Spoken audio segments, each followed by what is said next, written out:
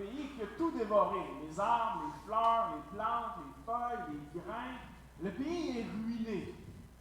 Et c'est au travers de ces circonstances-là que le prophète est envoyé pour révéler la signification profonde de ces événements.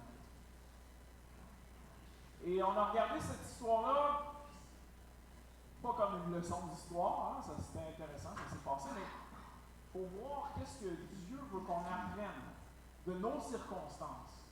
Parce que quand Dieu veut que tu réfléchisses, que tu prêtes attention, eh bien, il attire ton attention. Il permet des perturbations divines pour nous secouer hors de nos certitudes. Et puis la semaine dernière, on avait vu que Dieu avait permis que momentanément cette sécurité matérielle soit enlevée pour atteindre le cœur des gens, parler à leur cœur pour qu'ils puissent répondre à cette invitation de revenir à l'Éternel de tout leur cœur. Puis le prophète Joël appelle de ces moments-là où Dieu fait sentir sa présence, puis que ses mains sont entre l'éternité et le maintenant. Il appelle ça un jour de l'Éternel. Mais il parle aussi d'un jour ultime, le jour de l'Éternel, où Dieu va revenir puis établir la justice. Et dans notre texte de la semaine passée, comme dans celui d'aujourd'hui, le focus est passé du passé vers le futur. Et c'est ce qu'on va voir d'autant plus à partir du verset 28. Et la question soulevée par rapport à tous ces événements-là, par rapport aux sauterelles ou par rapport au futur, la question que ça nous soulève, c'est Seigneur, qu'est-ce que tu attends de moi? Qu'est-ce que tu attends de moi dans ces moments-là? Et ce qu'on va voir aujourd'hui dans le prophète Joël, dans les Actes, c'est 3 phénomènes miraculeux qui se produisent avant l'arrivée du jour de l'Éternel. Joël 2, 28, 3 phénomènes miraculeux avant le jour de l'Éternel.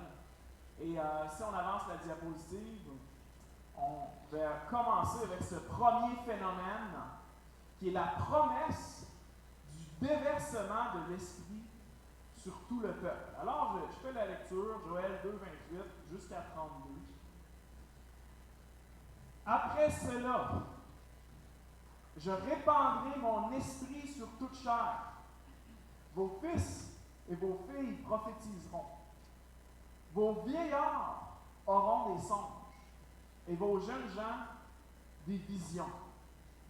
Même sur les serviteurs et sur les servantes, dans ces jours-là, je répandrai mon esprit. Je ferai paraître des prodiges dans les cieux et sur la terre, du sang, du feu, des colonnes de fumée. Le soleil se changera en ténèbres et la lune en sang, avant l'arrivée du jour de l'Éternel, de ce jour grand et terrible. Alors, quiconque invoquera le nom de l'Éternel sera sauvé. Le salut sera sur la montagne de Sion et à Jérusalem, comme a dit l'Éternel. Et parmi les réchappés que l'Éternel appellera. Je porte votre attention au verset 28 où il est dit « après cela ». Ce passage-là est cité dans le Nouveau Testament. Alors, vous voyez sur le tableau juste là, Acte 2, 17, à votre gauche. C'est le même passage qu'on vient de lire dans Joël 2, 28. Et vous voyez une petite différence. Hein? Dans Joël 2, 28, on lit après cela, et Pierre, lui, traduit l'hébreu en grec en disant dans les derniers jours. Alors, le point ici, c'est que c'est pas tant une succession d'événements. Alors, ce qu'on a prêché la semaine passée avec le « je vous remplacerai les années », c'est pas tant chronologique. Hein? Je ne vais pas vous remplacer les années, puis après ça, je vais vous envoyer l'esprit. C'est plus, ce sont des choses qui vont se passer dans les temps de la fin. Alors, il n'y a pas nécessairement une succession chronologique entre ce qu'on a parlé la semaine passée et le texte d'aujourd'hui. Donc, après cela, ou dans les derniers jours, comme dit l'apôtre Pierre, je répandrai mon esprit sur toute chair et vos fils et vos filles prophétiseront. Alors, vraiment une promesse incroyable ici. Dieu promet qu'il va mettre son esprit dans son peuple lors du temps de la fin, lors de ce jour de l'Éternel. Et ça, c'est incroyable. Le Dieu de l'univers, l'Esprit de Dieu qui a tout créé, il dit, je vais habiter dans l'humain. Et c'est une promesse qui ne sort pas de nulle part, mais qui a été annoncée dans l'Ancien Testament. Ce que je veux faire avec vous dans les prochains moments, c'est de la tracer au travers des textes de l'Ancien Testament. Vous pouvez avancer un petit peu la diapositive. Dans vos Bibles, je vous invite à tourner dans Nombre 11.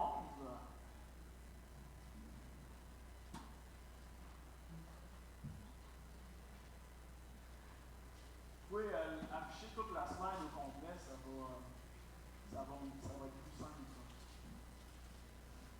Donc, la première fois dans l'Ancien Testament où on voit cette idée-là que Dieu va envoyer son esprit sur son peuple, c'est dans Nombre 11.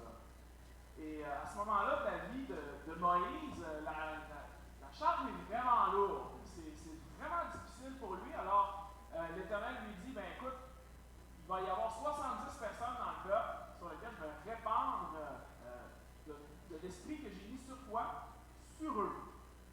Alors, ça, ce passage-là, vous l'avez étudié avec Pierre notamment. Et au verset 27, il y a un jeune garçon qui voit ça, que 70 hommes se mettent à prophétiser, et là, il se met à être un petit peu jaloux pour Moïse. Un jeune garçon courut d'annoncer à Moïse et dit, Eldad et Médad prophétisent dans les camps. Et Josué, fils de Nun, serviteur de Moïse depuis sa jeunesse, prit la parole et dit, Moïse, mon Seigneur, empêche-les. Alors, il se sentait mal à l'aise parce qu'il y a des gens maintenant qui agissaient un petit peu comme Moïse. Alors Moïse lui répondit, es-tu jaloux pour moi? Puisse tout le peuple de l'Éternel être composé de prophètes, et veuille l'Éternel mettre son esprit sur eux. Alors, première mention de cette idée-là. Alors, à ce moment-ci, ce n'est pas une promesse. Hein? C'est pas l'Éternel qui dit, il va se passer ça dans le futur, mais c'est un souhait de Moïse qui dit, hey, ce serait le fun si tout le peuple était composé de prophètes. Il me semble que ça serait productif. C'est la première fois qu'on voit un peu l'origine de cette promesse-là. Et dans les autres prophètes de Joël, c'est là où on la retrouve vraiment annoncée. C'est quelque chose qui va se passer. Alors, je vous invite à tourner dans Ésaïe 32.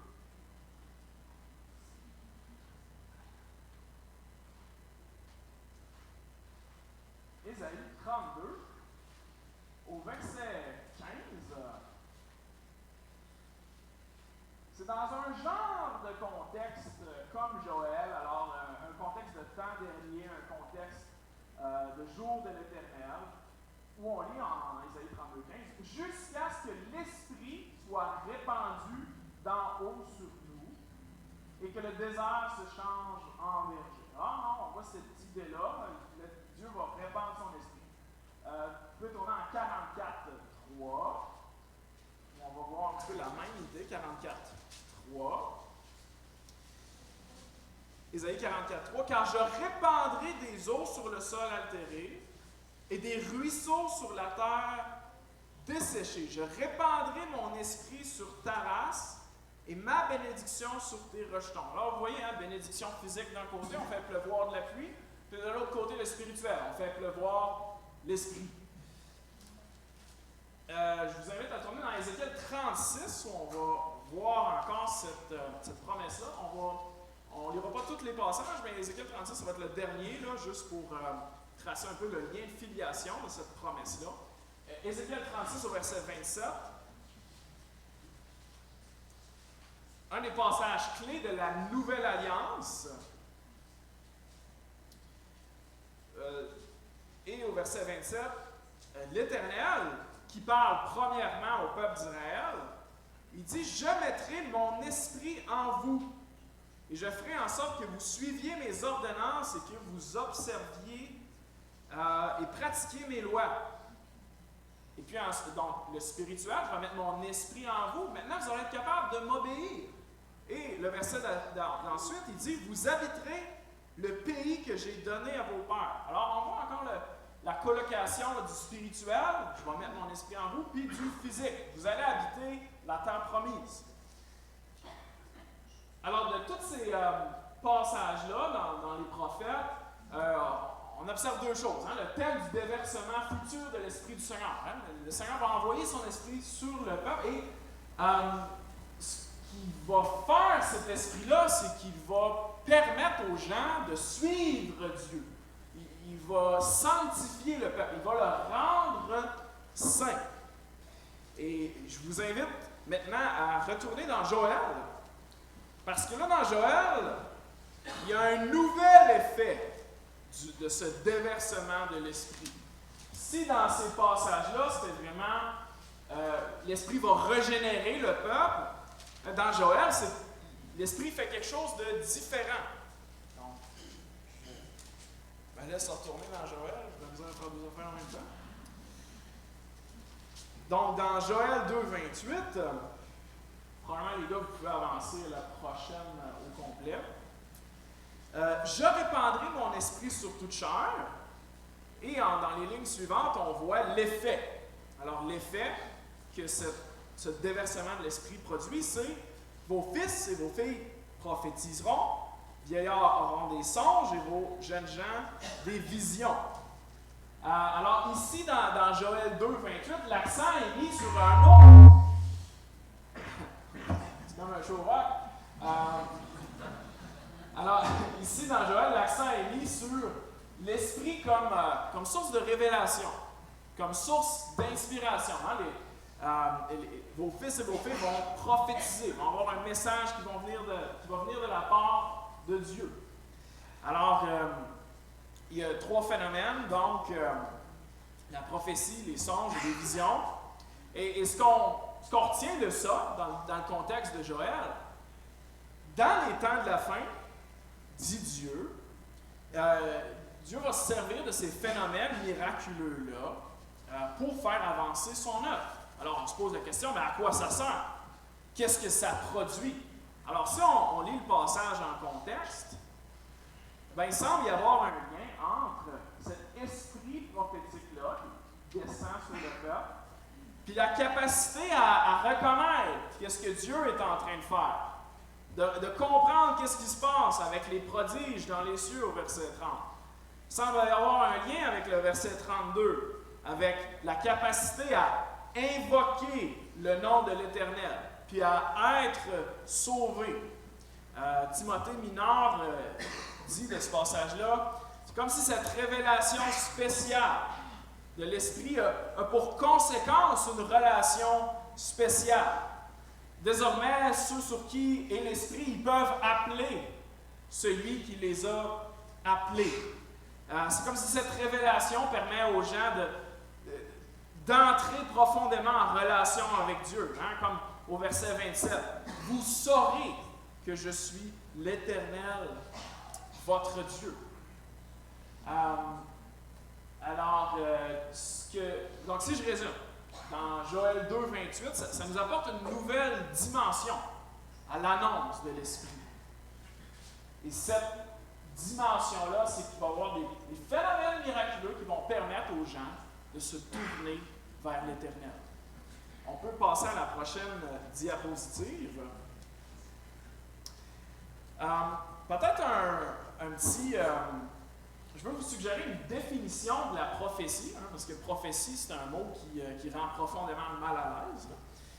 Donc, voici une définition par, je dirais, l'auteur expert de ce thème-là dans la théologie biblique.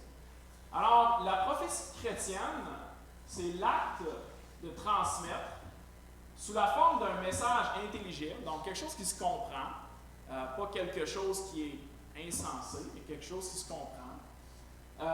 Une révélation inspirée par l'Esprit de Dieu. Alors, il y a une source d'inspiration. Donc, si c'est une prophétie chrétienne, forcément, la source, c'est l'Esprit de Dieu. Il y a une communication. Alors, le prophète le communique. Puis, il y a aussi une réception. Donc, la personne qui écoute détermine est-ce que c'est bon, est-ce que c'est pas bon, est-ce que je le reçois. Alors, voici une petite définition.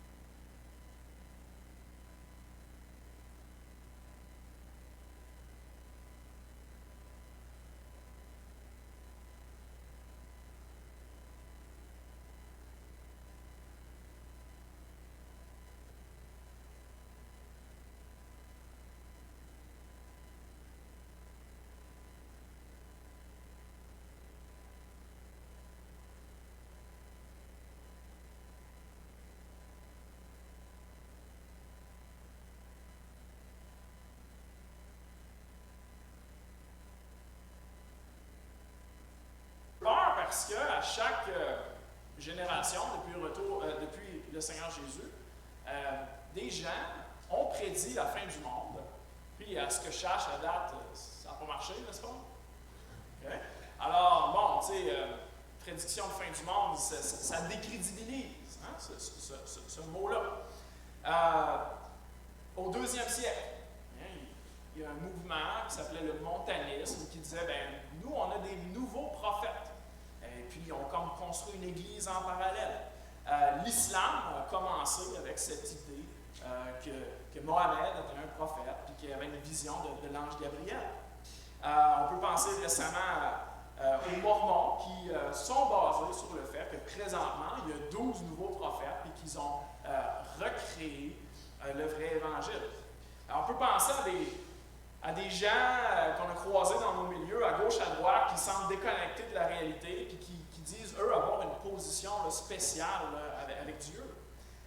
C'est sûr qu'un abuseur spirituel, comme on en voit dans plein d'églises, qui vont réclamer un titre de prophète, ben, c'est sûr que si je suis prophète, tu ne peux pas m'ostiner parce que moi, je parle directement à Dieu. Alors, c'est sûr que c'est un concept qui est très facilement abusable. Alors, comment est-ce que ça nous fait réagir, ça?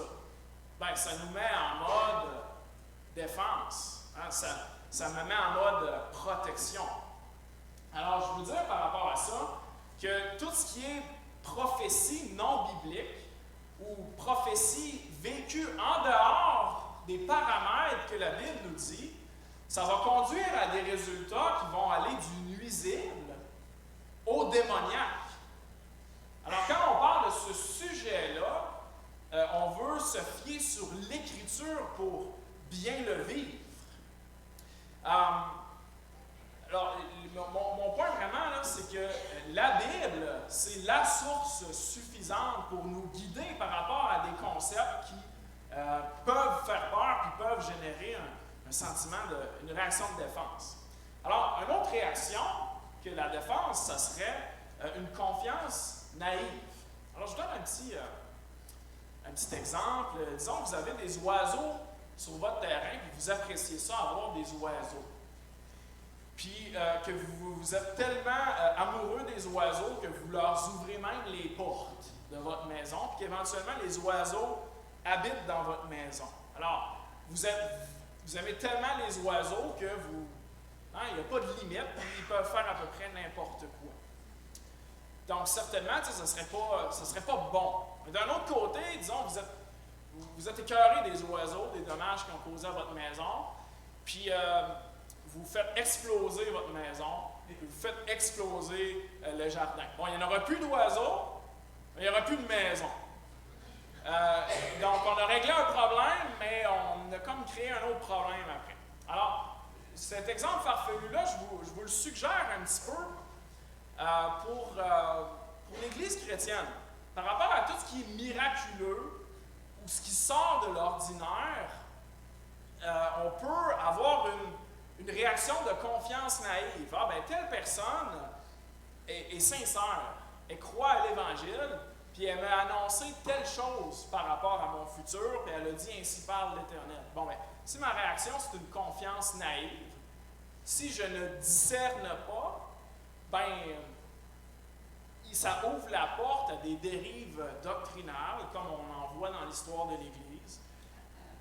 D'un autre côté, je pourrais avoir une réaction de protection. Oh, ben, parce qu'il y a eu un abus, parce qu'il y a eu le montanisme ou, disons, l'Église de la science chrétienne, ben, à cause qu'il y a eu des abus, ben, je vais dire non, c'est fini, Dieu n'agit plus, tout a cessé. Et dans les deux cas, c'est de la théologie par expérience. Je ne sais pas si vous comprenez l'expression, c'est que je vais déterminer ce que je vais croire selon ce que j'ai vécu. Alors, si je suis naïf quand j'entends quelqu'un me dire, ben, voici une prophétie, puis il a l'air sincère, puis que je n'utilise pas la Bible pour me conduire là-dedans, ben, c'est faire de la théologie par expérience, c'est dangereux. Mais si je me dis, ben, j'ai été blessé par ce concept-là, ben, puis que je réagis comme ça, ben, c'est aussi de la théologie par expérience. Alors, comme chrétien, c'est quoi la source de notre foi et de notre pratique? C'est la parole de Dieu. Merci Pierre. Il est ancien ici. Il est-tu bon?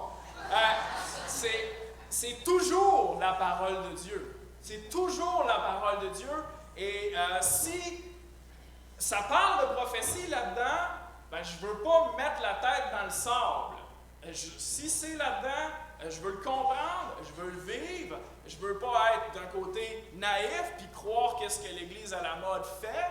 Puis d'un autre côté, je ne veux pas avoir une réaction défensive qui, oui, me protégerait des abus, mais peut-être aussi ferait en sorte que j'ai fait sauter mon salon, tu sais, puis que là, ben, je peux plus vivre dedans. Voyez un peu? Hein, ça serait déséquilibré bibliquement de ne pas en parler. Puis ce serait aussi déséquilibré d'en parler d'une façon pas biblique. Alors, c'est toujours l'Écriture. Puis on est les protestants, alors qu'est-ce qu'on fait? Ben, on revient toujours au texte pour être réformé. Alors, je vous invite à tourner dans Acte 2.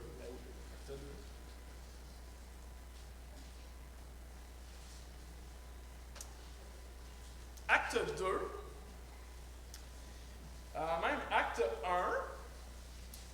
C'est sûr qu'on ne finira pas en matin. Donc, Acte 1.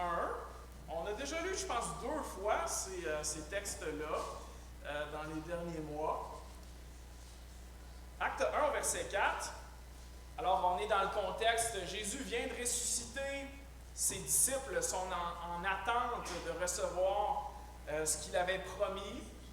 Puis là, le Seigneur Jésus est dans son apparition finale devant ses disciples.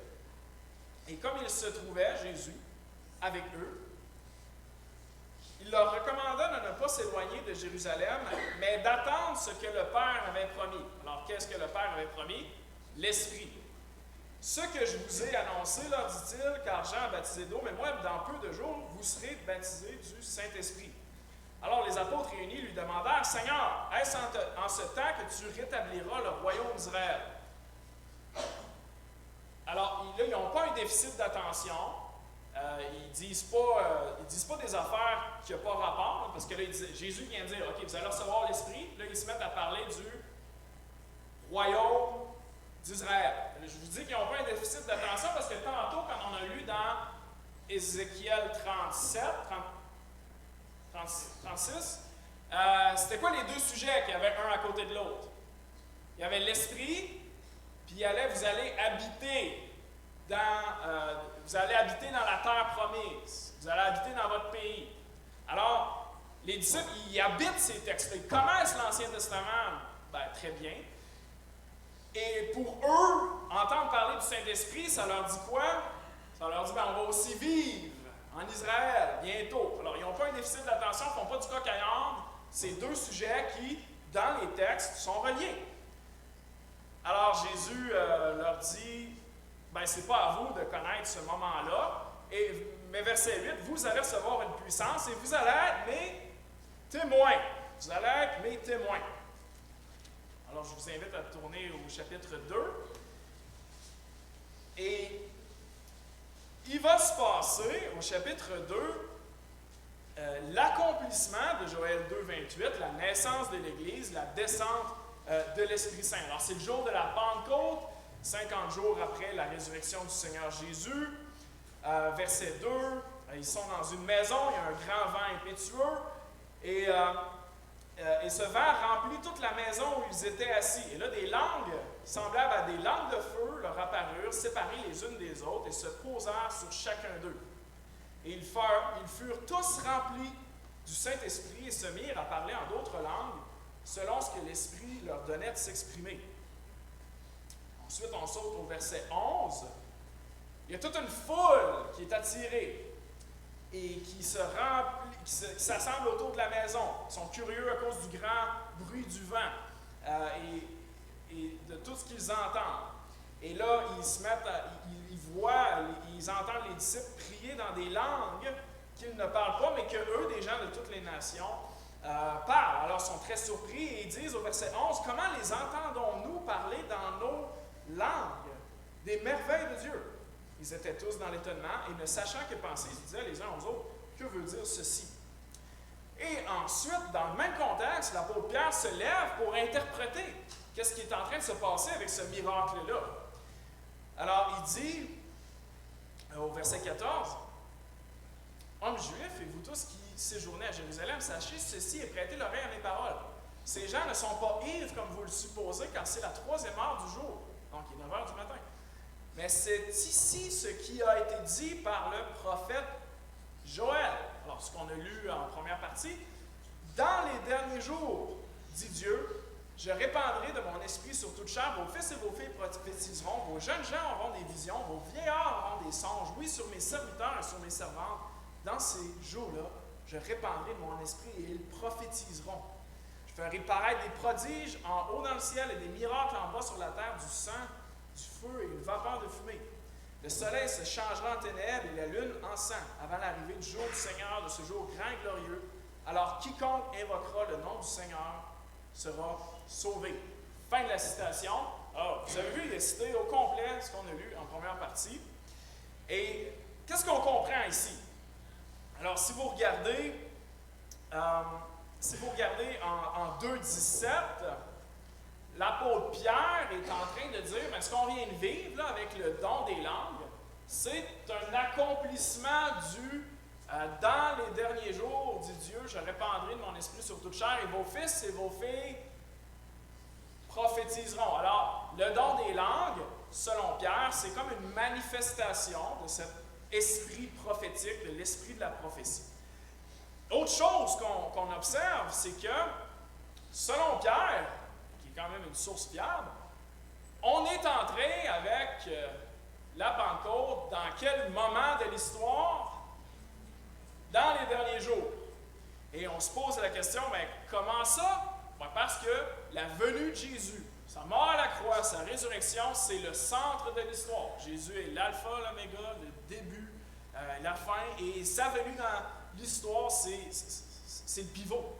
Et ça nous fait rentrer, selon Pierre, dans une période dernière, dans les derniers jours. Et ce qui caractérise les derniers jours sur Terre, eh bien, c'est cette citation de Joël. Alors, ce que je veux faire maintenant, avec la prochaine diapositive, c'est de parler un petit peu d'implication identitaire au déversement de l'esprit. Alors, on va parler en gros de qu'est-ce que ça change, ce verset-là, pour l'Église depuis 2000 ans. Et ouais, fait qu'on avancerait la diapo d'une chose. Exact, merci. Alors, la première implication identitaire, c'est que l'Église est un peuple de prophètes. Alors, est-ce que vous avez déjà entendu parler de l'expression protestante de la prêtrise de tous les croyants, du sacerdoce de tous les croyants? Alors, c'est cette idée depuis la Réforme que chaque croyant peut accéder à Dieu directement. Je n'ai pas besoin de passer par un prêtre qui va me confesser, mais que je peux en appeler au nom du Seigneur, dans le nom de Jésus, puis être pardonné. Eh bien, de la même façon, on pourrait parler du prophétisme de tous les croyants, que tous les croyants ont sur eux l'Esprit de Jésus, le Saint-Esprit. Il est répandu sur tous les croyants, et ça fait en sorte, et c'est ce qu'on voit dans le Nouveau Testament, que chaque croyant a un don, que chaque croyant peut être utilisé par Dieu pour n'importe quelle œuvre, pour n'importe quelle chose qu'il désire faire. Et cette conviction-là commence avec la Pentecôte et se poursuit jusqu'au jour d'aujourd'hui. Alors ça, c'est une première implication identitaire. C'est ce que l'Église est. C'est un peuple prophète, un peuple prophétique. Ça distingue l'Église de l'Ancien Testament. Dans l'Ancien Testament, l'Esprit n'habite pas de façon permanente le croyant. C'est seulement ponctuellement pour un mandat précis. Mais dans le Nouveau Testament, à partir de la Pentecôte, l'Esprit habite le croyant de façon permanente. Et il est cette puissance pour témoigner de Jésus. Il est cette puissance qui continue d'édifier son peuple. Alors, deux implications. C'est un petit peu un terme théologique, la généralisation de la prophétie ou le prophétisme de tous les croyants. Alors, c'est cette idée que c'est pas juste il n'y a pas juste des spécialistes de l'esprit que Dieu peut utiliser, mais que Dieu peut utiliser pour faire de grandes choses, n'importe quel croyant. Et si vous regardez dans votre texte, 2.17 dans Actes, on voit que toutes les barrières sont abolies. Vos fils et vos filles prophétiseront. Alors ici, c'est des termes qui ont rapport à l'âge. Alors c'est des jeunes gens. Vous voyez aussi que les deux sexes sont concernés, vos fils et vos filles. Ensuite, c'est des plus jeunes aux plus vieux. Puis ensuite, c'est pas juste les gens qui ont de l'argent et qui sont libres, mais c'est aussi les serviteurs et servantes. Ou si vous préférez, les esclaves. Alors tout le monde est un prophète potentiel. Dans un sens, tout le monde peut être utilisé par Dieu. Et ça, c'est cette vérité-là. Tous les croyants ont accès à l'inspiration de l'Esprit. Ils ont quelque chose à contribuer pour cette mission-là, de faire connaître le nom de Jésus jusqu'aux extrémités de la terre. Et un des versets qui m'encourage dans ce sens-là, est-ce qu'on a-tu des adolescentes femmes dans ça? Alors, levez pas la main. Si vous êtes un ado, c'est la dernière affaire, vous avez le goût de faire, levez la main. Fait que excusez, je voulais pas vous faire ça.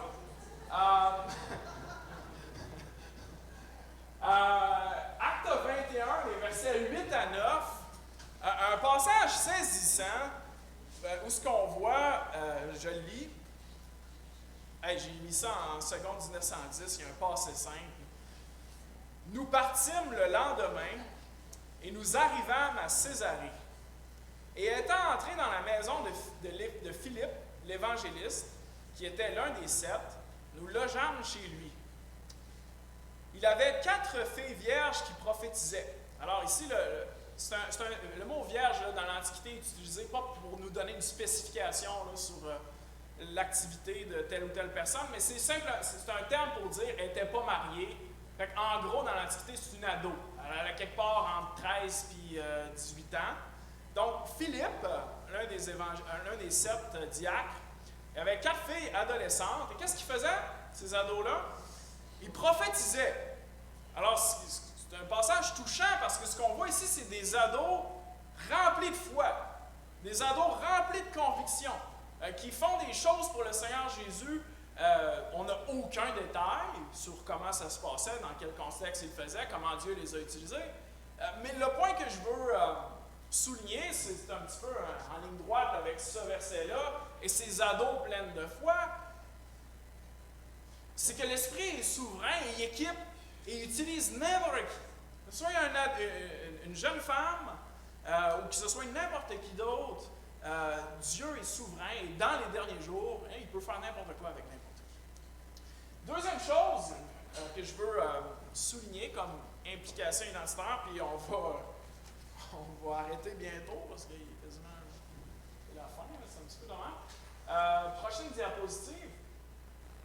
C'est une implication pour la mission. Quand la Bible parle de miracle, elle utilise toutes sortes de mots, mais le mot principal qu'elle utilise, c'est le mot signe. Le mot signe. Et ça sert à quoi un signe?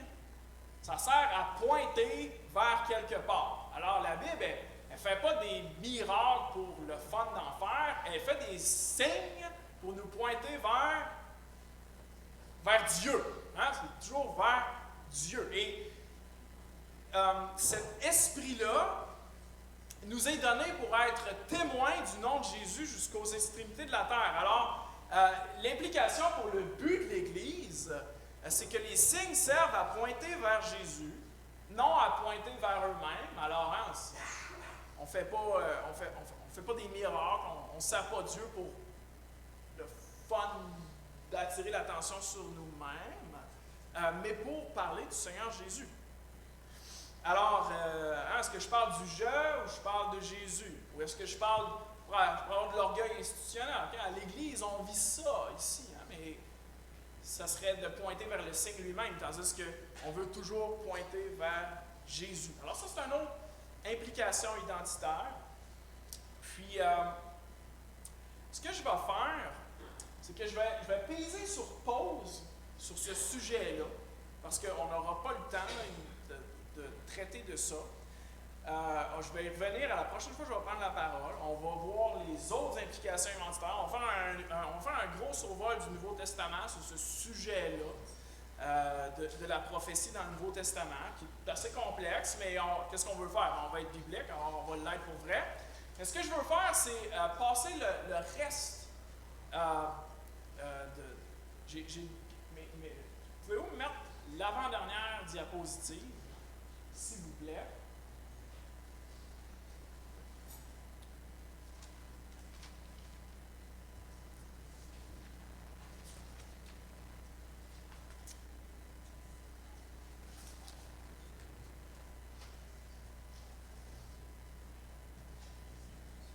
OK, c'est ça. Alors, si je résume, notre premier phénomène miraculeux, c'était l'esprit sur toute chair.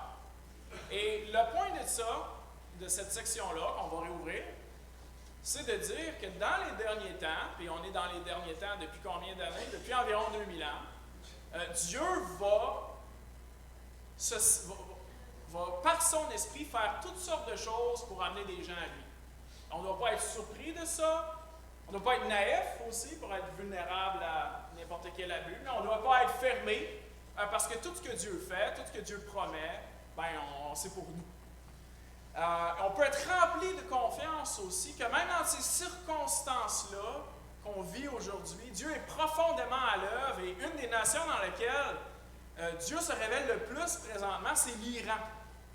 L'Iran où toutes sortes de personnes, par des visions du Seigneur Jésus, veulent en apprendre sur lui, se tournent dans la foi et dans la repentance. On va explorer ça la semaine prochaine, mais je termine. Le deuxième phénomène miraculeux dans Joël, c'est des prodiges dans le ciel. Des prodiges dans le ciel. Alors, on a vu qu'il va y avoir toutes sortes de signes cosmiques à un moment donné, toutes sortes de signes qui nous parlent de jugement, qui nous pointent dans la direction du jour de l'Éternel. Et ça, dans les Actes, c'est cité, au verset 19, je vais faire paraître des prodiges dans le ciel. Mais jusqu'à ce point-ci de l'histoire humaine, est-ce que ça s'est accompli? Non, ce n'est pas des choses qui se sont encore accomplies, ces signes du sang dans le ciel, ce n'est pas des choses qui se sont encore matérialisées. La descente de l'Esprit à Pentecôte, c'est inauguré, accompli, mais à partir du verset 19, ce n'est pas des choses qui sont encore accomplies. Et on sait que c'est des choses c'est des phénomènes ultimes, qui vont seulement se manifester au moment du jour du Seigneur. Et présentement, on est dans la tension entre... On sait qu'il y a des choses qui sont inaugurées avec la Pentecôte. On est rentré dans les derniers jours. Mais on est dans la tension parce que ce n'est pas encore pleinement réalisé et on est en attente de ces signes-là. Alors, on ne voit pas des signes aussi troublants que ça, mais on voit néanmoins des signes troublants. Et le message ne se perd pas. On est faible puis mortel. On vit dans un monde violent où il n'y a pas de solution durable à la violence. Puis on sent le jugement de Dieu sur la création, même si Dieu n'a pas encore pleinement entré dans son jugement. Mais le message ne se perd pas. Dieu existe. On voit sa puissance à l'œil nu. Et il s'est fait connaître puis il a envoyé son Fils. Et ça nous amène au dernier phénomène miraculeux, si vous pouvez avancer. Et le phénomène miraculeux numéro 3, avant l'arrivée du jour du Seigneur, c'est la promesse du salut. Au verset 32 de Joël, ou dans Acte 2, 21, on lit « Quiconque invoquera le nom du Seigneur sera sauvé. » Qu'est-ce que ça veut dire, invoquer le nom du Seigneur? C'est de répondre par la repentance puis la foi en Jésus.